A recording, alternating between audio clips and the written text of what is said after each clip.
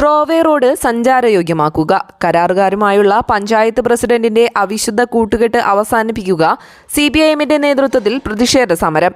തകർന്നു കിടക്കുന്ന റോഡ് സഞ്ചാരയോഗ്യമാക്കണമെന്നാവശ്യപ്പെട്ടുകൊണ്ട് CPIMന്റെ നേതൃത്വത്തിൽ താഴൂർ പള്ളി പരിസരത്ത് പ്രതിഷേധ സമരം നടത്തി.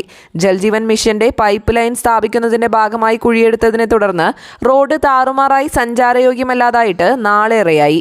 എന്നാൽ പൊളിച്ച ഭാഗം GSP ഇട്ട് നികത്തി ടാർ ചെയ്യാൻ കരാറിൽ വ്യവസ്ഥയുണ്ടായിരിക്കെ അത്തരം പ്രവർത്തികൾ നടത്തി റോഡ് സഞ്ചാരയോഗ്യമാക്കാൻ പഞ്ചായത്ത് പ്രസിഡന്റോ അവിടുത്തെ വാർഡ് മെമ്പറായ സ്റ്റാൻഡിംഗ് കമ്മിറ്റി ചെയർമാനോ തയ്യാറാവുന്നില്ല. നിരവധിയായി കുട്ടികൾ സൈക്കിൾ മാർഗം സ്കൂളിലേക്ക് പോകുന്നത് ഈ വഴിയിലൂടെയാണ്. ഇവിടെ അപകടങ്ങൾ തുടർക്കഥയാവുകയാണ്.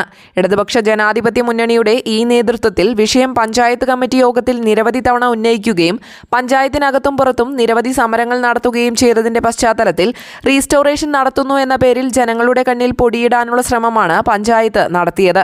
കുഴിയെടുത്ത ഭാഗത്ത് 15 സെന്റിമീറ്റർ കുഴിയെടുത്ത് അവിടെ GSP ഫിൽ ചെയ്യണമെന്ന് കരാറിൽ വ്യവസ്ഥയുണ്ടായിരിക്കെ 5 സെന്റിമീറ്റർ കനത്തിൽ പോലും GSP ഇടാതെ ജനങ്ങളെ പറ്റിക്കാൻ പഞ്ചായത്ത് നടത്തിയ പരിശ്രമത്തെ LDF മെമ്പർമാരായ EA ജയതിലകന്റെയും VJ വില്യംസിന്റെയും നേതൃത്വത്തിൽ ചോദ്യം ചെയ്യുകയും കരാർ വ്യവസ്ഥ പ്രകാരം പ്രവൃത്തി നടത്തണമെന്നാവശ്യപ്പെടുകയുമുണ്ടായി.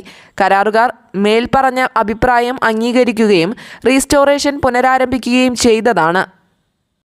എന്നാൽ പഞ്ചായത്ത് പ്രസിഡന്റ് കരാറുകാരനുമായി ഒത്തുകളിച്ച് തുടങ്ങിയ പണി അവസാനിപ്പിക്കുകയാണ് ഉണ്ടായത്.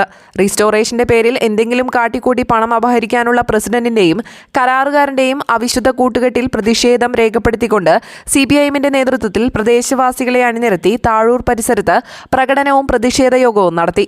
യോഗം LDF പാർലമെന്ററി പാർട്ടി ലീഡറും 2ാം വാർഡ് മെമ്പറുമായ EA ജയതിലകൻ ഉദ്ഘാടനം ചെയ്തു. 3ാം വാർഡ് മെമ്പർ VJ വില്യംസ് സ്വാഗതം പറഞ്ഞു. 1ാം വാർഡ് മെമ്പർ TR ബാബു അഭിവാദ്യം ചെയ്തും സംസാരിച്ചു. KV ബാബു അധ്യക്ഷത വഹിച്ചു. CDS അംഗം പ്രീത സുനിൽ നന്ദി രേഖപ്പെടുത്തി.